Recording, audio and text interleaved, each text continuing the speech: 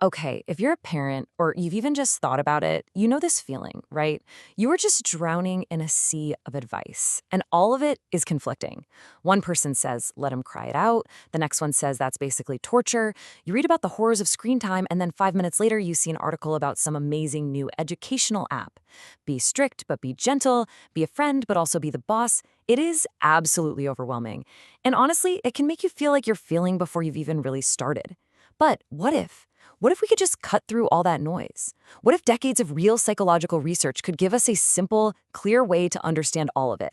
A kind of map to see the patterns behind all the chaos? Well, it can. And today, we are going deep into the science of parenting to figure out the fundamental ideas that shape how kids develop and to see which approaches, well, just don't work. So here's what we're going to cover. First, we'll lay out the basic framework that scientists use to make sense of all this stuff. Then, we'll walk through the 4 main parenting styles that come out of that framework. From there, we'll get right to the big question. Which of these styles are ineffective? And more importantly, why are they so ineffective? And to wrap it all up, we're going to look at a really crucial distinction. A hidden layer, really, that changes how you'll see this entire topic. All right, let's jump in. All right, so first things first. Before we can even talk about parenting styles, we have to understand what they're made of. We need to get a handle on the 2 core ingredients, the 2 fundamental dimensions that researchers use to define and measure every single one of them. I mean, this is the question, isn't it? It's the one that keeps so many parents staring at the ceiling at 3 a.m. You see some picture-perfect family on social media, and you just feel this wave of anxiety. Or your own parents tell you how they did things, but that just doesn't feel right for you. It creates this constant nagging fear that you're going to mess up, that you're going to make some mistake with lifelong consequences. Well, here's the good news. Researchers back in the 1960s, led by a psychologist named Diana Baumrind, felt that same sense of confusion, and they decided to look past all the little tips and tricks to find the foundational pillars of what it actually means to be a parent. And you know what they found? After years of research of watching parents and kids in their homes and in labs, they realized that pretty much all the important differences in parenting boil down to just 2 things, 2 fundamental dimensions. I want you to think of them like 2 dials on a soundboard. Every parent has these 2 dials, and the way we set them, from low all the way up to high, creates the entire emotional environment our kids grow up in. So our first dial is demandingness. Now, you might also hear this called control, but it's really not about being bossy. It's about structure. It's about expectations and supervision. So a parent who's high in demandingness, they set clear, consistent rules. They have standards for how their kids should behave, doing chores, being respectful. They keep an eye on what their kids are up to. On the flip side, a parent low in demandingness sets very few rules, isn't consistent with consequences, and doesn't really expect much in terms of mature behavior. So this is the structure side of the equation. And the second dial, that's responsiveness. You can just think of this one as warmth, acceptance, support. This dial measures how tuned in a parent is to what their child is feeling and needing. A parent who's high on this dial listens to their kid's side of the story, they validate their feelings, they offer comfort, they really encourage their child to be their own person. But a parent low in responsiveness might be really dismissive, saying things like, you're fine, just stop crying.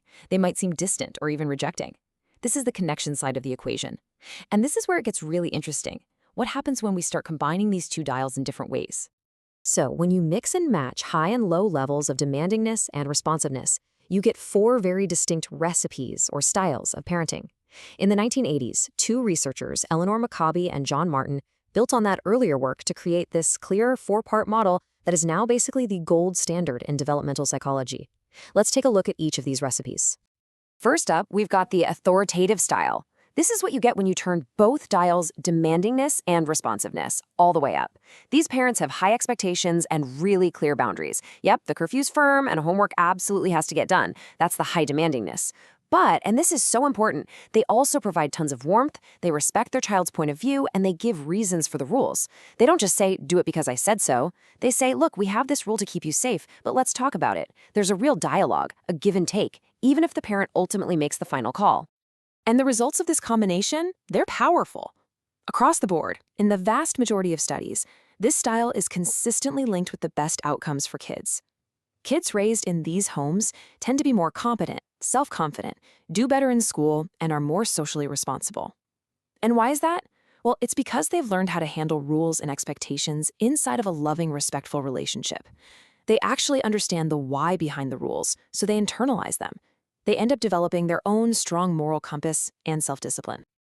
Okay, now let's see what happens when we turn that warmth dial way down.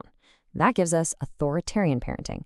This is high in demandingness, but very low in responsiveness. This is the classic my way or the highway approach.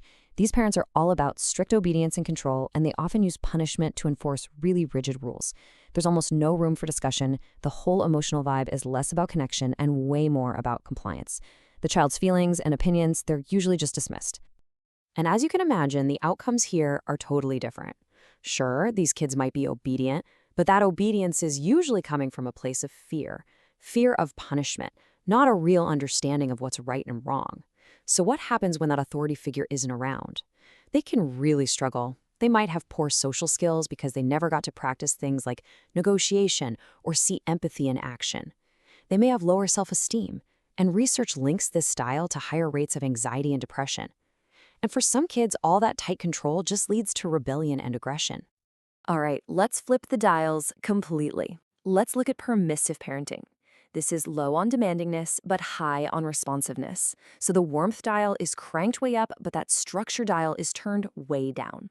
These parents are incredibly loving, nurturing, and they talk to their kids a lot. But they set almost no boundaries and make very few demands. They often act more like their child's friend than their parent, and they're really hesitant to say no or enforce any consequences because they just don't want to upset their child. Now, even though this style is full of love, that lack of structure can cause some pretty serious problems. Without limits and expectations, kids can have a really hard time developing self-control and learning how to handle frustration. They can be more impulsive, maybe a bit more self-centered, and as they get older, that can lead to problems in school and a higher risk for getting in trouble. One study even found that teens with permissive parents were almost 3 times as likely to engage in heavy drinking. It turns out that boundaries aren't about control. They're about helping kids feel safe and secure. And finally, we have the style where both dials are turned all the way down, neglectful or uninvolved parenting. These parents are just detached. They provide very little guidance, very little structure, and almost no warmth or support. Now, in a lot of these cases, it's not because they're intentionally malicious. Often, these parents are just completely overwhelmed by their own problems, maybe mental health issues, poverty, or severe stress, and they're just not able to meet their child's needs. And yeah, the outcomes here are, without a doubt, the most consistently and severely negative of all. Children in these homes basically have to raise themselves, and that total lack of parental involvement just starves them of the things every kid needs to thrive: connection, safety, and guidance. This puts them at an extremely high risk for a whole range of issues, from depression and serious trust issues to doing poorly in school and delinquency. At the end of the day, they grow up feeling unimportant and utterly alone. So now that we've seen all 4 styles, we can get right to the heart of our original question. And remember, we're not talking about having one bad day. Every parent has those moments where they're not at their best. We're talking about the consistent overall emotional climate of the home. And when you look at those consistent patterns, decades of research have delivered a verdict that is crystal clear. Both the neglectful and the authoritarian styles are consistently tied to negative outcomes. But what's really fascinating is that they fail for completely different reasons. Neglectful parenting fails because it starves a child of the 2 things they need most: connection and guidance. It just creates this developmental vacuum. Authoritarian parenting fails because it provides guidance without any connection. The rules are enforced with power and fear, not with respect and understanding. This stops a child from ever really internalizing good values and developing the skills to manage themselves. So one creates a void, the other creates a cage. But hold on, if you're sitting there thinking, okay, got it, just check the authoritative box and I'm good to go, you're about to miss the most important, the deepest layer of all of this. Back in 1993, 2 researchers, Nancy Darling and Lawrence Steinberg, published a paper that pointed out a critical distinction that most people miss. And it is the absolute key to understanding how all this works in the real world. Okay, I know, this sounds super academic and dense, but stick with me because what this sentence is saying is a total game changer. The key word here is moderates. All that means is that it changes the effect of something else. So what they're saying is your parenting style isn't just one more thing on a checklist. Your style is the context. It's the whole atmosphere that determines whether anything else you do as a parent is actually going to work. And this makes the difference perfectly clear.